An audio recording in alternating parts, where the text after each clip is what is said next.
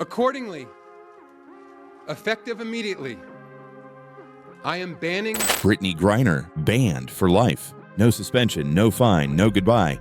Just like that, she's gone. Well, something I've been keeping an eye on myself is what in the world's going on with the Brittney Griner situation. You may be like, what's Brittney Griner's situation? Well, the fact that she fouled out of the game and proceeded to get caught mouthing effing white girl.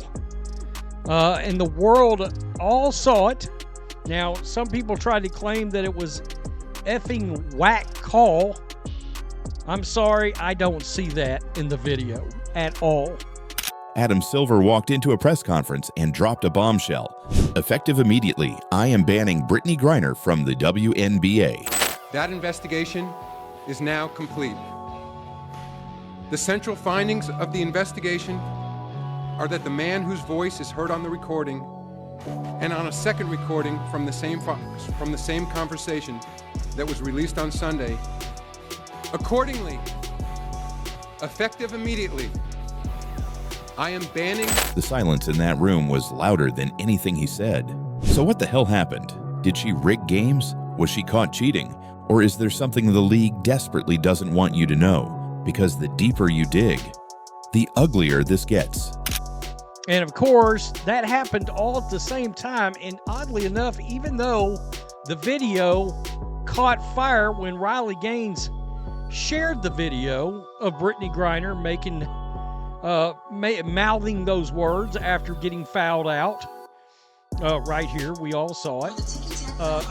You can see this. Yeah, that is not call. That is not, she is not saying call, in my opinion, at all. That's effing white girl, all right? This wasn't a slow fall from grace. There was no farewell tour, no warning signs for fans. One moment, Griner was the WNBA's poster child, a two-time Olympic champion, a global icon. The next, she was completely blacklisted. Absolutely nobody knows what she said. And look, even if that is what she said, I'm not, like, you got to give a player benefit of the doubt. You cannot just go, like, it's dangerous to go out just making accusations from things like that. Because it was dumb what the WNBA did for the investigation. Just because what the WNBA did was incredibly dumb with investigating dolphin noises because of Twitter, it would be equally as dumb to investigate lip reading because of Twitter that could have been effing whack call. Adam Silver didn't sugarcoat anything. The league, he said, had conducted a full internal investigation. And what they found? Multiple violations, corruption, undeniable proof. There is no place in basketball for actions that compromise the integrity of the game, he said. It wasn't just about one incident. It was a collapse years in the making. Let's talk about WNBA player Brittney Griner here in this video. Now, Brittney Griner may be the luckiest person in the United States. This woman decided to go to Russia with illegal substances, and she got caught. She got sentenced to 9.5 years in prison in Russia.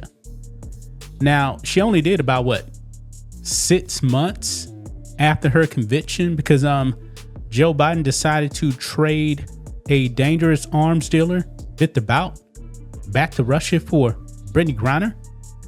Yeah, the merchant death guys, the man that sold arms to people and countries that wanted to destroy the United States of America, folks. And newsflash, guess what? He's back into the arms dealing game. So how do you go from the face of women's basketball to completely erased? Turns out this wasn't just about recent behavior. Whispers had been circulating for years.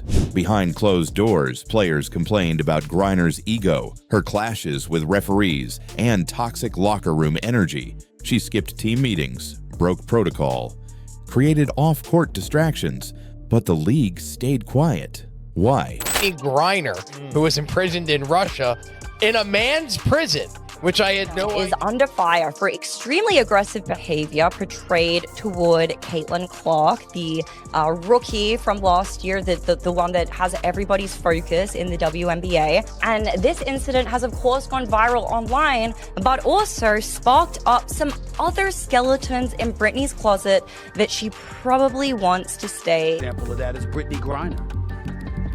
Brittney Griner made news. And Brittney Griner made news the other day because why? Because Brittney Griner sold tickets. She got people watching. Until she didn't. When the scandals got louder than the highlights, the WNBA had no choice but to act. And Silver, he didn't flinch. Here's where things get messy. This wasn't just about attitude. According to insiders, Griner was allegedly involved in rigging games. Yes, rigging. Whispers turned into hard evidence. Texts, emails, even leaked recordings.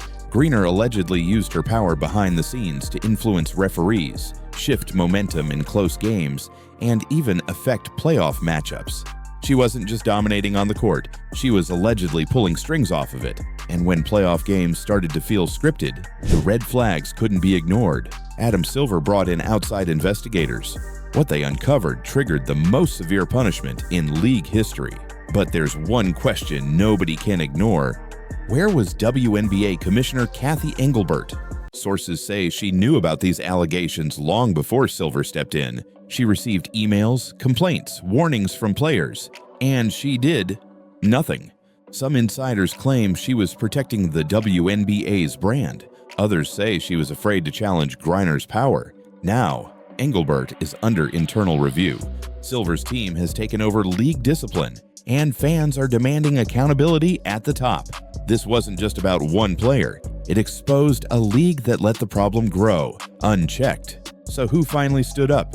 According to reports, the truth came out because of two stars, Caitlin Clark and Sophie Cunningham. Behind closed doors, they gave testimony to investigators.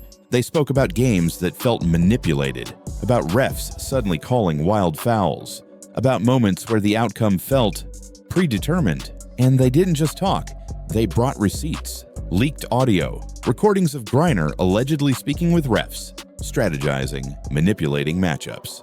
Once that surfaced, Silver had no choice but to make it public. Would this have happened if those players stayed silent? Probably not. That's the scariest part. But this story's not over, not even close. Griner's legal team is already preparing to fight. They say the ban is unjustified, politically motivated. They're threatening to take it to court. Their claim, Griner is being used as a distraction, a scapegoat.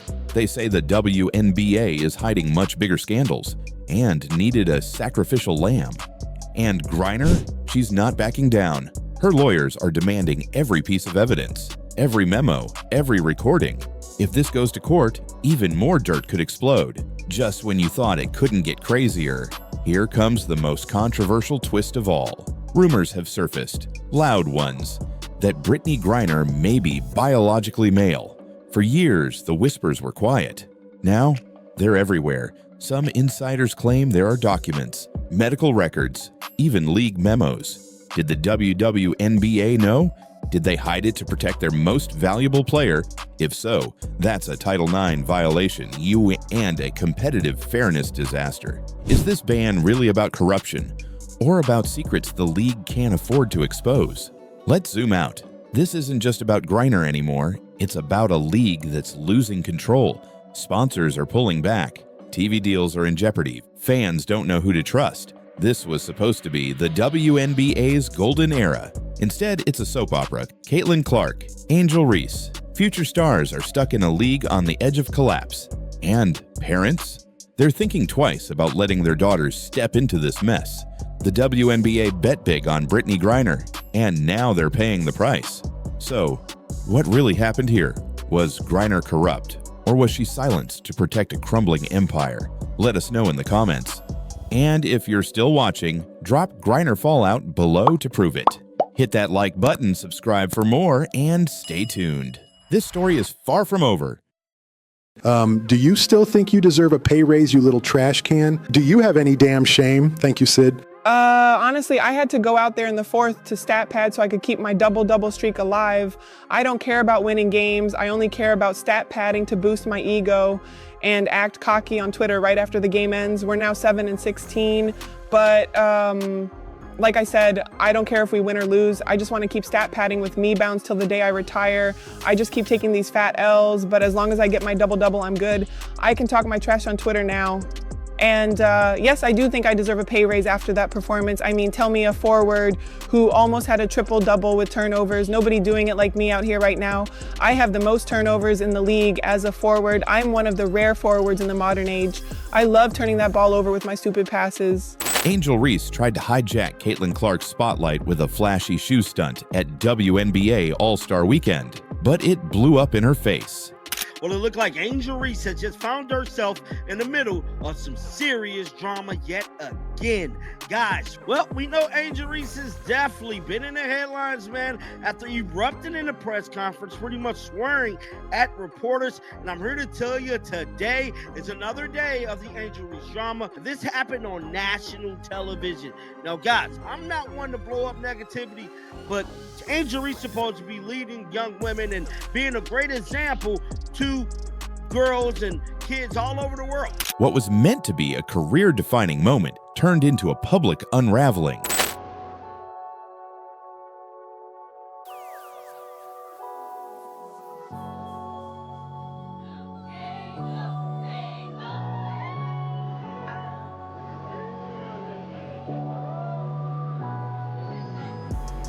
Live and in full color, as fans, media, and even her own brand made one thing painfully clear: you can't fake star power, and you definitely can't steal it.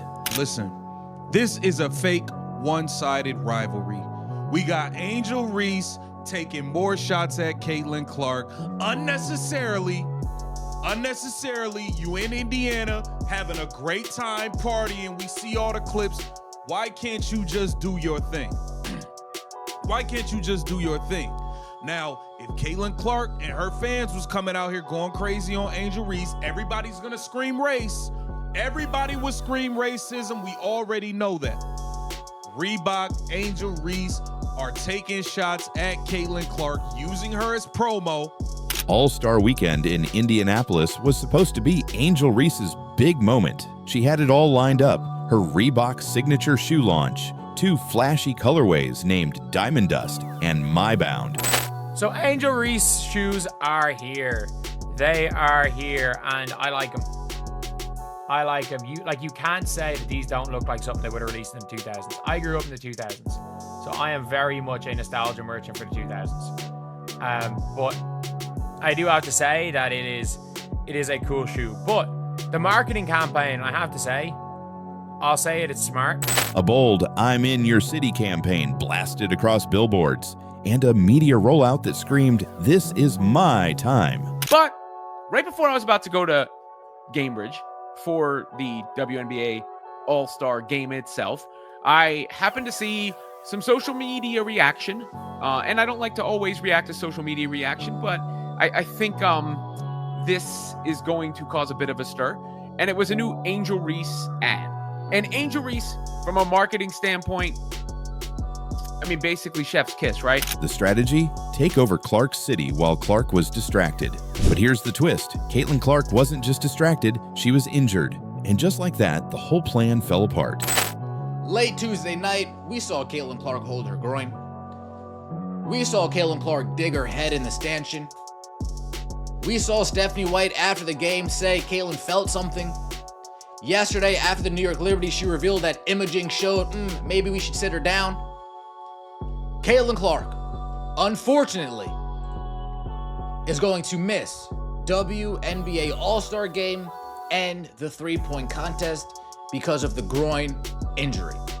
Clark's groin injury kept her out of the game, leaving the WNBA All-Star stage without its biggest star. And the absence of Caitlin Clark didn't just take the shine off the weekend, it collapsed it entirely.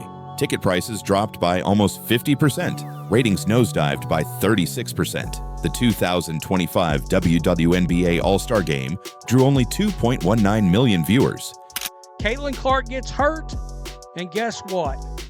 your demand vanishes because people ain't going to pay up to see these athletes that are ungrateful that their sport's growing. People aren't paying up for that. And we are here, right here.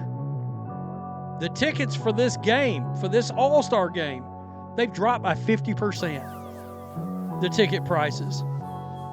The demand fell off a cliff. And it's not just the on-court product that suffers without number 22, Caitlin Clark. The entire weekend's economic opportunities have felt the fallout. This was conveyed with a July 18th post from NBA Central that wrote, quote, "The get-in price for the WNBA All-Star Game in Indianapolis has dropped 48%. Down from $3.44 million the year before when Clark was on the floor. And keep in mind, this was in her own backyard. Without Clark, the hype died.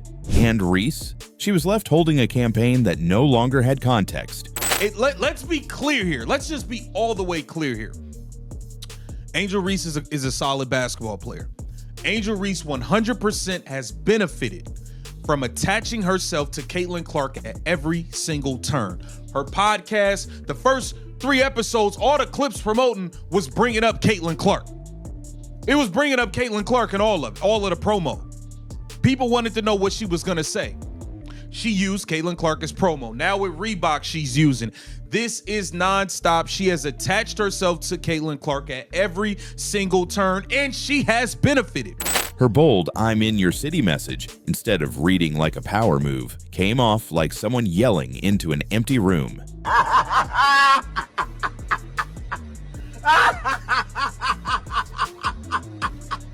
She wasn't taking over anything. There was no crown to steal. The queen wasn't even in the building. But it gets worse. The entire Reebok campaign, from timing to rollout, was clearly built around Clark's presence. It was this ad that Angel put out, and I don't know if this is part of a larger campaign where it's going to be similar themes in similar places, but because of where the WNBA All-Star Game is, and because of who plays on the Indiana Fever in the home city of the WNBA All-Star Game, it's going to raise some eyebrows, let's say. One analyst even said the brand waited for a matchup between Reese and Clark to drop the shoe, first aiming for Chicago, then settling on All-Star Weekend. Why? Because they knew they needed Clark's orbit to generate attention. And without her, the shoe launch fell flat. There were more cameras than fans. Social media mocked the effort. One tweet read, "She can't even sell her shoe without piggybacking off Caitlin Clark." Another joked, $1,000 resale for a shoe nobody asked for?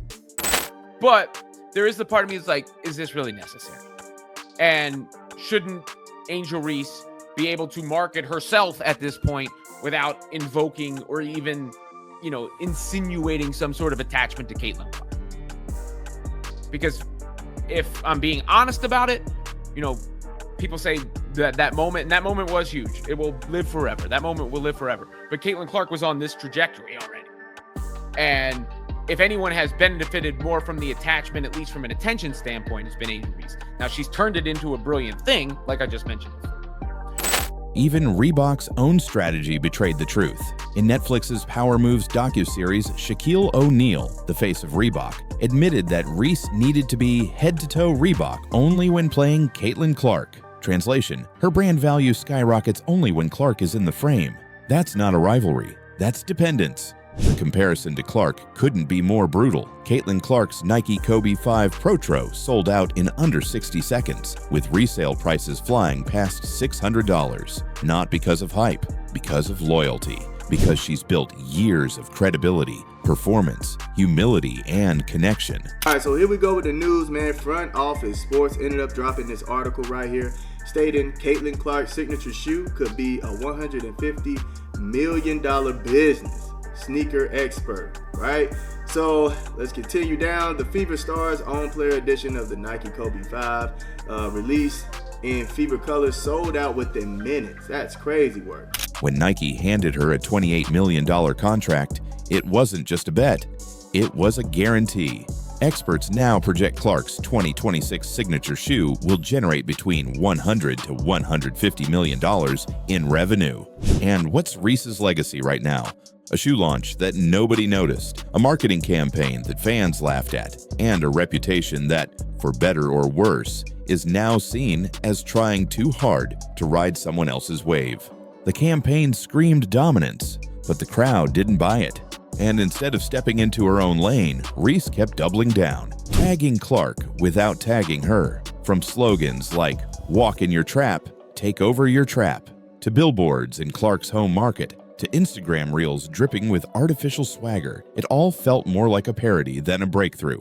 Even her final post after the weekend came off as defensive. She thanked the players, in all caps, for making the weekend fun, a not-so-subtle jab at the fans who simply didn't show up. Ironically, the Indianapolis crowd had been mostly respectful, but once the smoke cleared, Reese wasn't celebrating a win. She was spinning a loss. The truth is, the 2025 WNBA All-Star Weekend will be remembered for one thing, and it won't be Reese's shoes. It'll be remembered as the moment the league discovered just how much it relies on Caitlin Clark. Reese had a golden opportunity, and she blew it.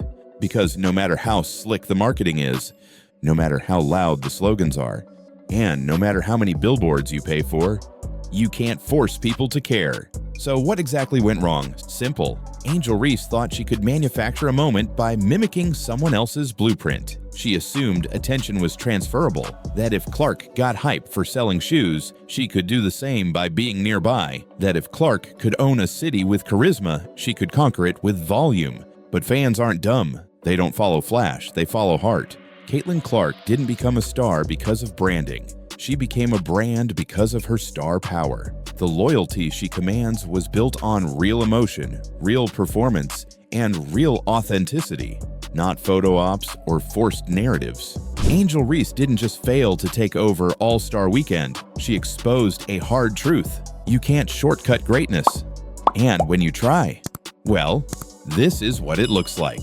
If you're still watching, drop CC 100% in the comments and let the world know who really runs the W.